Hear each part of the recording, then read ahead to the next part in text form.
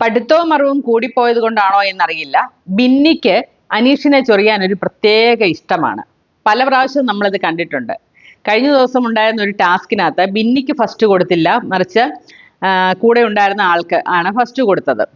അതായത് രേണുവിനായിരുന്നു എന്ന് എനിക്ക് തോന്നുന്നു. അപ്പൊ ഇങ്ങനെ പറഞ്ഞപ്പം രേണുവിനാണ് ഫസ്റ്റ് കൊടുത്തത്. അപ്പൊ ഇത് പുറകെ സംഭവം കഴിഞ്ഞു, എല്ലാവരും അതാ സ്പോർട്സ്മാൻ ഹോസ്പിറ്റലിൽ എടുത്തു, എല്ലാവരും അവരുടെ കാര്യം നോക്കി പോയിട്ടും കുറേ മണിക്കൂറുകൾക്ക് ശേഷം അനീഷിന്റെ പുറകെ വന്ന് എന്തുകൊണ്ടാണ് എനിക്ക് ഫസ്റ്റ് തരാഞ്ഞത്, നിങ്ങൾ ഉണ്ടായ കാരണം അറിയണം, കാരണം അറിയണം, കാരണം അറിയണം എന്ന് പുറകെ നടക്കുകയാണ്.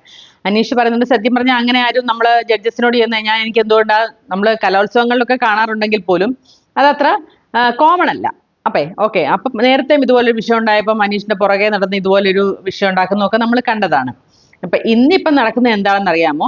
ജിസേല് കാപ്പിപ്പൊടി പാത്തു വെച്ചു പോലും അതിന്റെ പേരില്. അപ്പം ജിസേലിനെ അടുക്കളയിലോട്ട് കേറ്റത്തേ ഇല്ലെന്ന അനുമോള് നിശ്ചയദാർഢ്യത്തോടു കൂടിയാണ് ഈ പ്രാവശ്യം കിച്ചൺ ടീമിൽ കയറിയത്.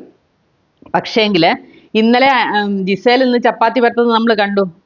അപ്പോൾ ഉടനെ അപ്പാനി സ്ഥലത്ത് വന്നിട്ട് പറയുന്നുണ്ട് ആരാണ് ജിസേലിനെ ഇതിനെ അനുവദിച്ചതെന്ന്. അപ്പൊ അനുമോൾ ഒന്നും അറിഞ്ഞു, ഞാനൊന്നും അറിഞ്ഞില്ല എന്നും പറഞ്ഞ് നടക്കുന്നുണ്ട്. പക്ഷെ ഇന്ന് രാവിലെ ഇപ്പൊ പ്രശ്നം ജിസേൽ തന്നെയാണ്.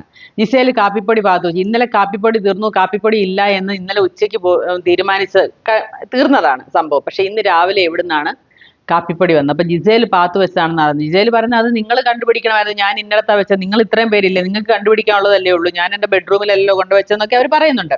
അതും ശരിയാണ്, ഇതൊക്കെ കണ്ടുപിടിക്കണ്ടേ അല്ലേ? കിച്ചൺ ടീം അല്ലേ ഇതൊക്കെ നോക്കേണ്ടത്. അപ്പൊ ഇന്നിപ്പോ ഇതിനെക്കുറിച്ച് തീരുമാനം ഉണ്ടായിട്ട് ബ്രേക്ക്ഫാസ്റ്റ് ഉണ്ടായാൽ മതി. ഇന്നിപ്പോ സമയം 9 മണിയായി, ഇതുവരെയും ബ്രേക്ക്ഫാസ്റ്റിനെ കുറിച്ച് ഒരു ചിന്ത പോലും ഉണ്ടായിട്ടില്ല. ടാബ്ലറ്റ് കഴിക്കേണ്ടവർക്കൊക്കെ ആദ്യത്തെ ദിവസം നമ്മൾ കണ്ടതാണ്, ടാബ്ലറ്റ് കഴിക്കേണ്ടവർക്ക് ആദ്യം ഫുഡ് കൊടുക്കുന്നു, അങ്ങനെ ചെയ്യുന്നു, ഇങ്ങനെ ചെയ്യുന്നു. പക്ഷെ ഇത് 9 മണിയായിട്ടും എല്ലാം ടാബ്ലറ്റ് വരേണ്ടവർക്കൊക്കെ ടാബ്ലറ്റ് വന്നു. പക്ഷെ അതിന് മുമ്പ്, ആഹാരത്തിന് മുമ്പ് കഴിക്കുന്ന, പിന്നെ കഴിക്കുന്ന എല്ലാ മരുന്നുകളൊക്കെ വന്നിട്ടുണ്ട്. പക്ഷെ ഇതുവരെ ബ്രേക്ക്ഫാസ്റ്റ് എന്ത് വേണമെന്ന് തീരുമാനം പോലും അവിടെ ആയിട്ടില്ല. അതാണ് ഇന്നത്തെ സംഭവം. ഇന്നിപ്പോ എന്തായാലും ഇപ്പൊ 2-3 ദിവസമായിട്ട് ഭയങ്കര സംഭവങ്ങളാണ്. അതായത് ഉറങ്ങിക്കിടന്ന ചിലരൊക്കെ ഈ എവിക്ഷൻ സമയം ആകുമ്പോഴത്തേക്ക് സടകുടഞ്ഞ് എഴുന്നേക്കുന്നൊക്കെ നമ്മൾ കണ്ടു. ഇന്നലെ ഒനിയിലൊക്കെ ഭയങ്കര പ്രകടനമായിരുന്നു. എന്തിനാണോ എന്തോ ഒരു പിടിയും കിട്ടിയില്ല, ഭയങ്കര പ്രകടനമായിരുന്നു. അങ്ങനെ പലരും. അപ്പം എവിക്ഷൻ വരുമ്പം അത് നമ്മൾ ഇവിടെ ജീവിച്ചിരിപ്പുണ്ടെന്ന്, അല്ലെ നമ്മുടെ ഇവിടെ ഞാൻ ഇങ്ങനെ ഒരാളോടുണ്ട് വോട്ട് ചെയ്യാന്നൊക്കെ അറിയിക്കണതിന് വേണ്ടിയിട്ടാന്ന് തോന്നുന്നു ഒനിയിലൊക്കെ അത്രയും പ്രശ്നം ഉണ്ടാക്കി. ഒനിയിലൊന്നും ചുമ്മാതെ ഇങ്ങനെ നടക്കുന്നതും ഇരിക്കുന്നതല്ല, നമ്മൾ പുള്ളിയുടെ വായുന്നൊരു ശബ്ദം പോലും കേൾക്കാറില്ല. പക്ഷെ ഇന്നലെ ഒനിയിൽ രനയ്ക്കെതിരെ ഭയങ്കര പ്രകടനമൊക്കെ ആയിരുന്നു. അപ്പം ആര്യൻ ചിരിച്ചു എന്നും പറഞ്ഞു. അതിന്റെ കൂടെ ചിരിച്ച ആര്യനെക്കാട്ടിലും വലിയ ആരോപണം ഉന്നയിച്ച റെനയ്ക്കെതിരെയാണ്. കുറെ ചീത്ത വാക്കുകളും ഒക്കെ പറഞ്ഞു. പനീശ്വരത്തിന്റെ വായിന്ന് തെറി അല്ലാതെ വരുന്നില്ലെന്നുള്ളതാണ് സത്യം. അപ്പൊ ഇന്നിപ്പോ എന്തൊക്കെയാണെങ്കിലുമൊക്കെ സംഭവിക്കും. കാരണം എവിക്ഷൻ ഡേ ആണല്ലോ. ഇന്നത്തെ തീരുമാനം നമുക്കറിയാം ആരൊക്കെയാണ് പുറത്തു പോകാൻ പോകുന്നത്. നമുക്ക് കാണുമ്പോൾ തന്നെ ഏകദേശം രൂപം കിട്ടും. നമുക്ക് നോക്കാം. ബിഗ് ബോസ് തുടരും.